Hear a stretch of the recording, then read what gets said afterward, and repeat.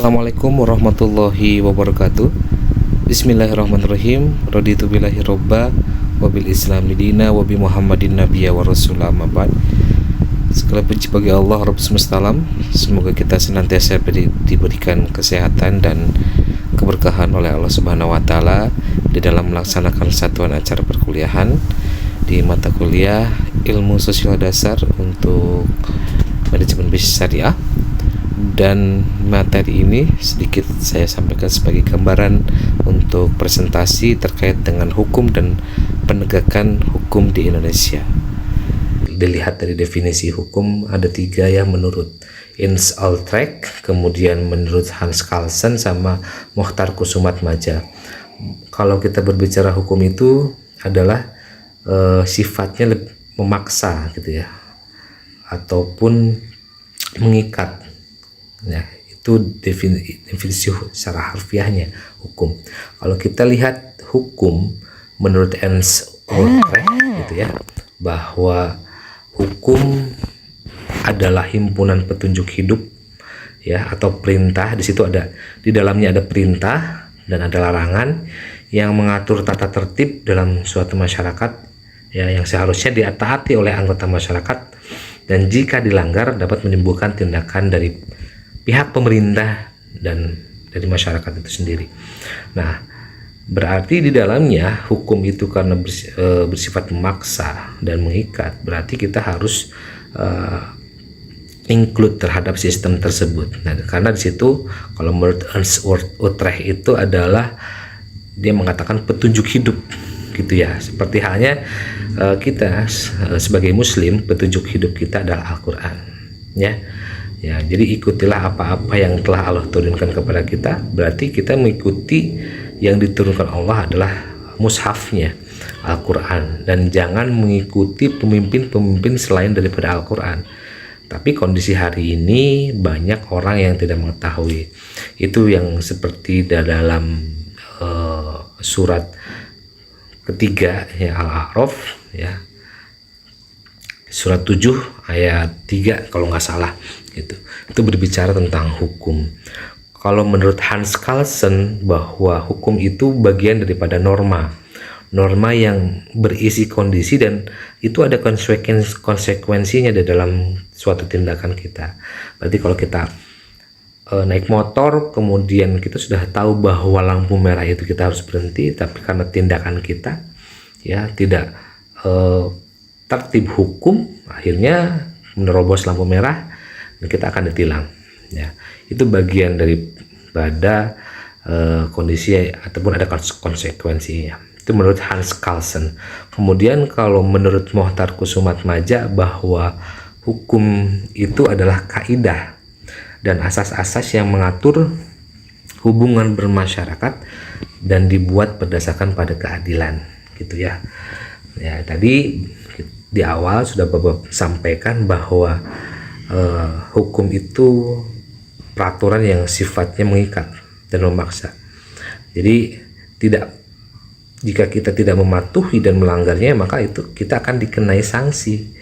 Ya, pembuatan hukum juga ya, outcome-nya ya, tujuan daripada hukum endingnya itu kan dia menciptakan kondisi lingkungan masyarakat yang tertib gitu ya, aman dan nyaman gitu ya.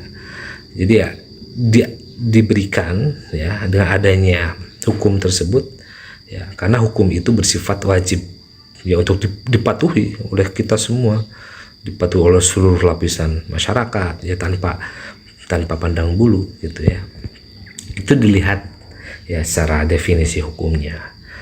Kemudian kalau perspektif Al-Quran seperti apa Pak gitu ya, kalau misalkan kalian bertanya ya, itu ada juga di dalam surat Al-A'raf ayat 83. Itu berbicara tentang sebuah din berbicara tentang hukum, berbicara tentang sistem gitu ya.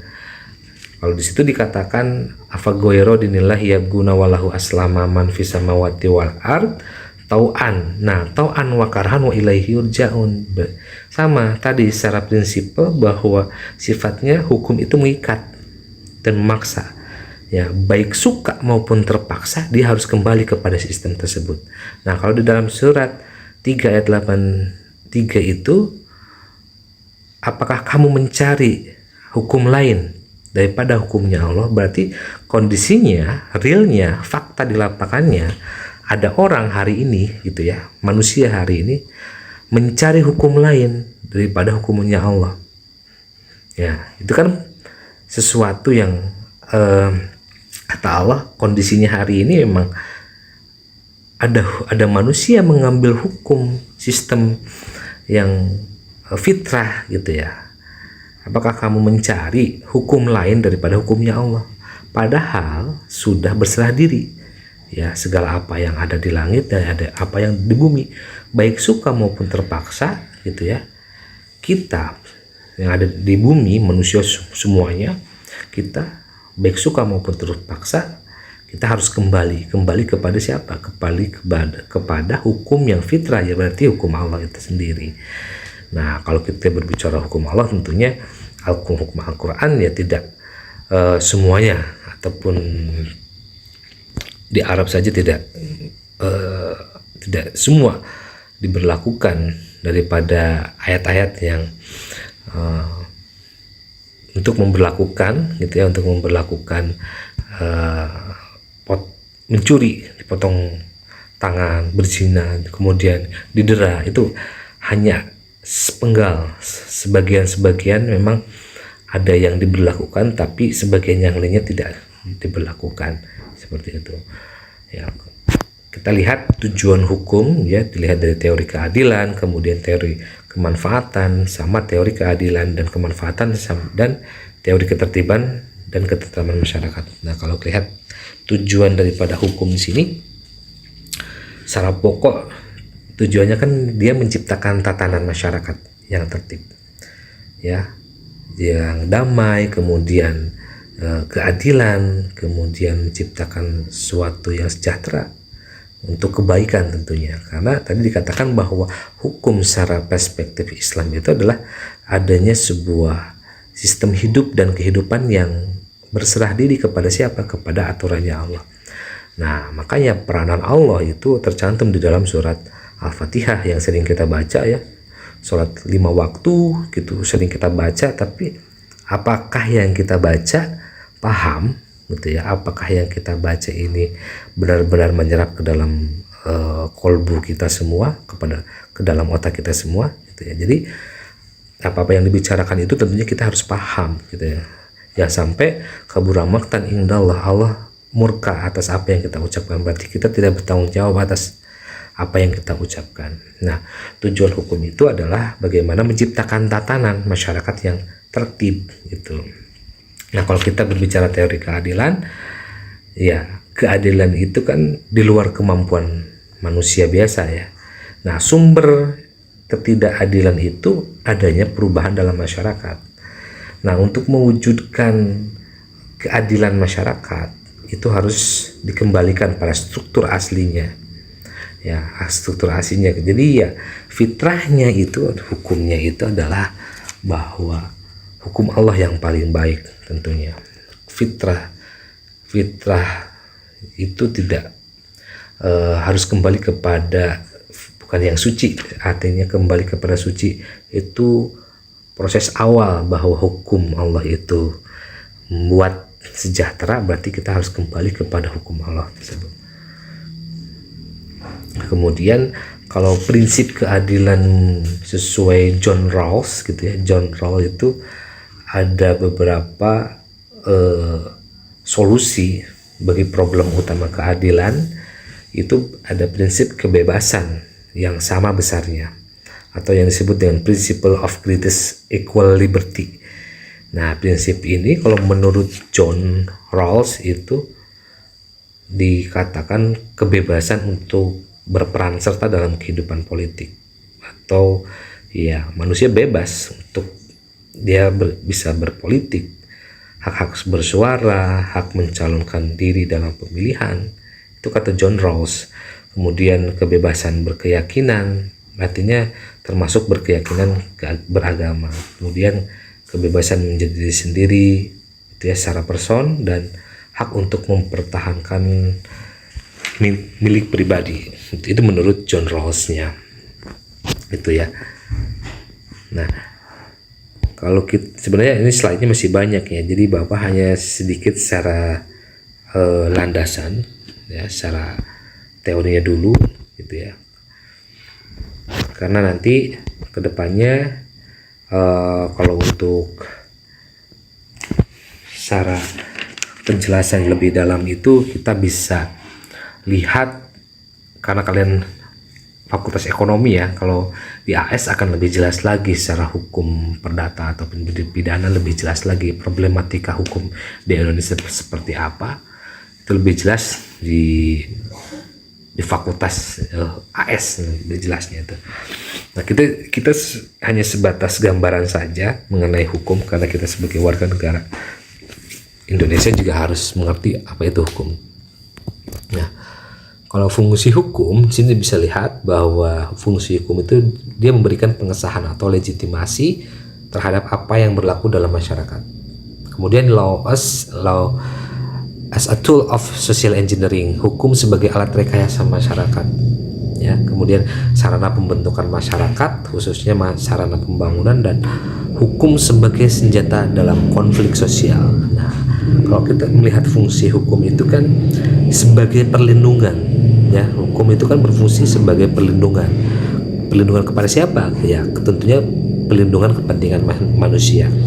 Agar kepentingannya terlindungi, maka hukum itu sebagiannya ya dilaksanakan secara nyata. Kemudian hukum itu juga berfungsi sebagai pengatur pergaulan hidup secara damai. Ya, karena hukum itu kan menghendaki perdamaian. Jadi dengan adanya hukum itu adalah ya semua kita bisa terlindungi gitu ya. Perlindungan kepentingan manusia juga gitu ya, kita terlindungi. Makanya dengan adanya hukum ya secara real, hukum yang baik gitu. Kalau penanaman hukum ya, penegakan hukum itu pemimpinnya baik juga gitu ya, pasti tentunya masyarakat akan mengikuti. Nah, penegakan hukum ini adalah proses dilakukannya upaya untuk tegaknya atau berfungsinya norma-norma hukum secara nyata sebagai pedoman perilaku dalam lalu lintas atau hubungan-hubungan hukum dalam kehidupan masyarakat dan bernegara. Ditinjau dari sudut subjeknya, penegakan hukum itu dapat dilakukan oleh subjek yang luas dan dapat pula diartikan sebagai upaya penegakan hukum oleh subjek dalam arti yang terbatas ataupun sempit.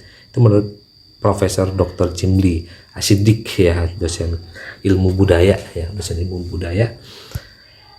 Kata beliau juga bahwa produk hukum suatu negara dapat dilihat dari nilai-nilai yang ada dalam masyarakat, sebab hukum yang ada merupakan cerminan nilai dari suatu masyarakat. Kemudian kita lihat bahwa penegakan hukum tergantung pada siapa pemimpinnya, ya kan? Kunci penegakan hukum ada pada pemimpinnya. Jadi kita lihat pemimpinnya. Kalau pemimpinnya baik ya dan benar gitu ya, baik dan benar gitu, tentunya penegakan hukum juga ya, hukum-hukum yang berlaku di Indonesia juga insya Allah mudah-mudahan ya menjadi baik kalau pemimpinnya juga baik ya. Ini nanti sebaik apapun hukum yang berlaku di suatu negara, jika tidak memiliki pemimpin yang baik ya maka hukum itu akan rusak ya. Harus dipegang oleh ahlinya ya. Kalau suatu pekerjaan ya tidak dipegang ya, tidak bisa dikelola baik oleh orang yang ahlinya, maka tunggulah kehancurannya. Itu kata sahabat Rasulullah. Nah, mungkin itu saja yang bisa Bapak sampaikan, selebihnya nanti bisa waktu diskusi ya. Karena bagian diskusi itu nanti kalau nilai-nilai keaktifan kalian yang sudah Bapak rekap, memang di MBS 1 ini sudah secara rata-rata ya banyak yang bertanya gitu ya ketika waktu forum diskusi. Itu menjadi nilai tambah untuk kalian gitu ya, secara nilai individu. Kemudian nilai strukturalnya juga masih ada beberapa kelompok yang belum presentasi, nanti bisa dilaksanakan pada waktu luring gitu ya. Hanya sedikit yang Bapak sampaikan terkait dengan hukum ya. Nanti kalau ada sesuatu yang belum dipahami bisa ditanyakan ya, ataupun bisa japri juga ke Bapak terkait materi-materi apa saja ya, materi-materi tentunya maksudnya materi dari pertemuan pertama sampai dengan sekarang bisa kalian tanyakan, bisa kalian japri WA Bapak juga ya. Mungkin itu yang bisa Bapak sampaikan ya. Hasbunallahu wa ni'mal wakil. Assalamualaikum warahmatullahi wabarakatuh.